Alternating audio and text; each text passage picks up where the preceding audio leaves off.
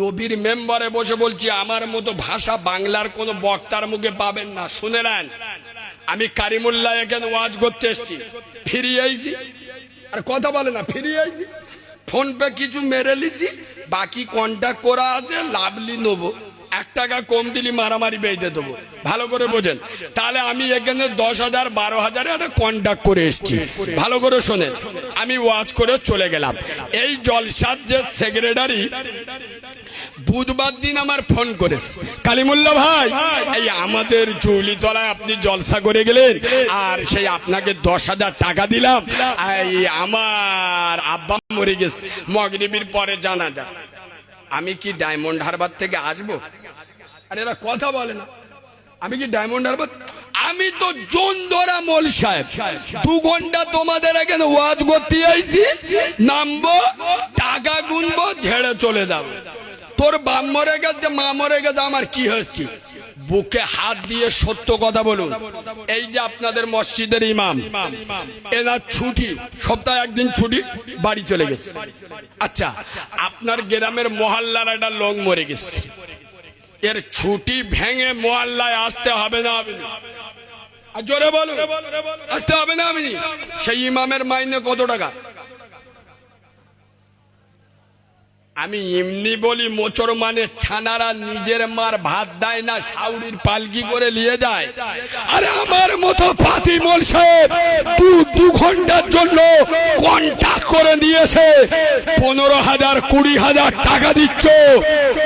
যে ইমাম তোমার মা মরে গেলে পাশে থাকবে, যে ইমাম তোমার বাপের জানাজার নামাজ পড়াবে, তোমার বাপের মুখে মাটি দেবে, তোমার বাচ্চার শরীর খারাপ হলে পাশে দাঁড়িয়ে পানিতে মাথায় ফুঁক দেবে, তার 1 মাস পরে 3,000 4,000 টাকা মাইনে। আর আমার মতো মৌলবি এনে 2 ঘন্টায় 12,000। এ জাতির কপালে শুকনো বজ্রাঘাত পড়বেন, তা কার কপালে পড়বে? কি গো, এই কথাটা আমি ছাড়া বাংলার কোন আলেমের মুখে শুনেছে? একজন বলুন যে শুনেছি। জানে এত বড় সত্য কথা বললে দোকানে ঝাঁপ পড়ে যাবে। শোনেন, আমি নবীর মেম্বারে বসে বলছি, নিজের চোখে দেখেছি। সারা রাত ওয়াজ হচ্ছে, 5টা বক্তা এসে তাদের 95,000 টাকা দিল। সকালবেলা ইমামের হাতে 500 টাকা দেয়নি। তোদের জলসা গাজনের থেকে খারাপ, লিখে দাও, তোদের জলসা জাহান্নামের গাড্ডা হয়ে যাবে, লিখে দাও। শুক্রবার মসজিদে নামাজ পড়তে যাবে, পকেট করে 50 টাকা নিয়ে যান, 20 টাকা মসজিদে দেন, পারলে 10 টাকা দেন। মসজিদ 2 তলা 3 তলা করতে হবে। কে বলেছে? মসজিদ 4 তলা করতে পাথর বসাতে। যারা মাসে একবার বছরে একবার নামাজ পড়বে তাদের জায়গা তারা দেখে নেবে। যারা 5 ওয়াক্ত নামাজ পড়বে তাদের জন্য মসজিদ করুন। 50 টাকা মসজিদে নিয়ে যান, 10 টাকা মসজিদে দেন, আর 40 টাকা নিয়ে ইমামের হাতে দেন।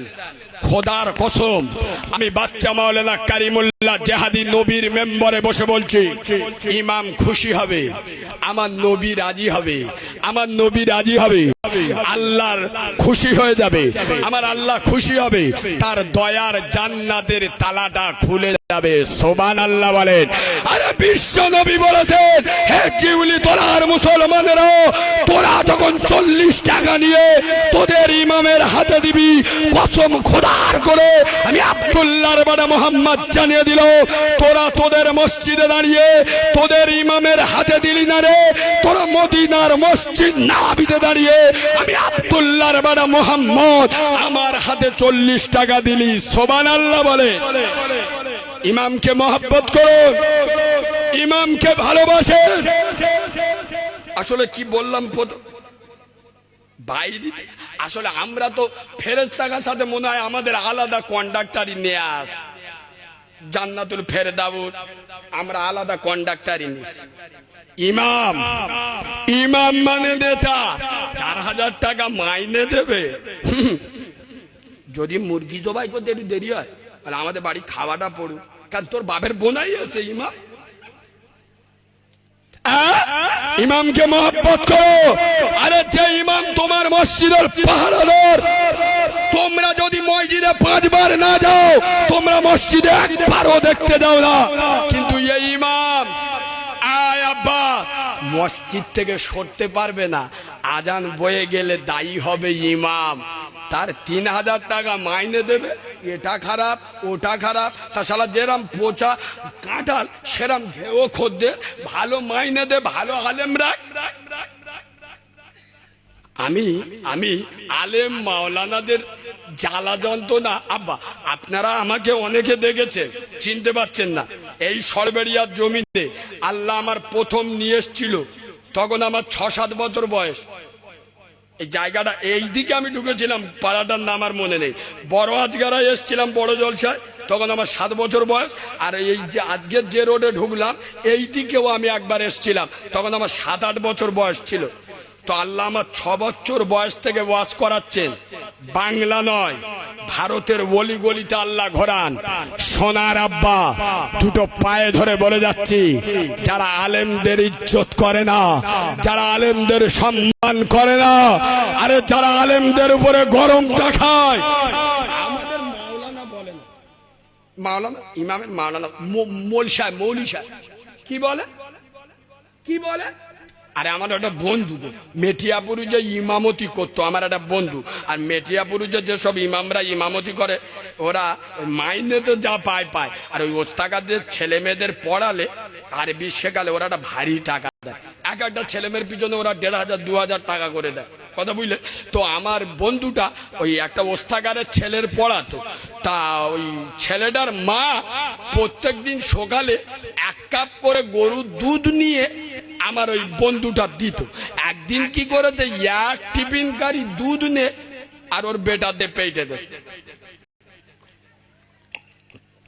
তা আমার বন্ধুটা বলছে এমনই, এই কি হয়েছে কি, তোর মা প্রতিদিন 1 কাপ করে গরুর দুধ দেয়, আর আজকের 1 টিফিন গাড়ি দুধ নিয়ে দেশে, তোকে বাড়ি কোনো কুটুম কুটুম এস নাকি, কোনো অনুষ্ঠান হচ্ছে? আর বাচ্চারা একটু সত্যি কথা বলে দেয় না, বাচ্চারা সত্যি, বাচ্চাটা বলতে ও হুজুর ও সব কিচ্ছু নাই। দেখে আজকের আমার মা টিফিন গাড়ি ঢাকনাটা দিতে ভুলে গেছিল, আর আমাদের ঘরে সেই কেলে বিড়ালটা দুধই মুখ দেশ। তা আমার মা বলে আজগুলো দুধ ফেল দিবি গে, শালা মৌলী সাহেবের দিয়া। তার মানে আমাদের কিরাম চোখে দেখে, বুঝতে পারছেন? আব্বা যারা আলেমদের দিকে গরম নজরে তাকায়, যারা আলেমের উপরে আঙ্গুল তোলে, আমি নবীর মেম্বারে বসে যাচ্ছি, ওরা রাসূলুল্লাহর দিকে গরম নজরে তাকালো। আরে দিনের আলেমেরা আল উলামা ওয়ারাসাতুল আম্বিয়া, এরা আম্বিয়াদের সুপারিশকারী, এদের ছোট মনে করো না। আরে ভুল আমাদের থাকতে পারে, ভুল আমাদের হতে পারে, আমরা মানুষ, ফেরেশতা নয়।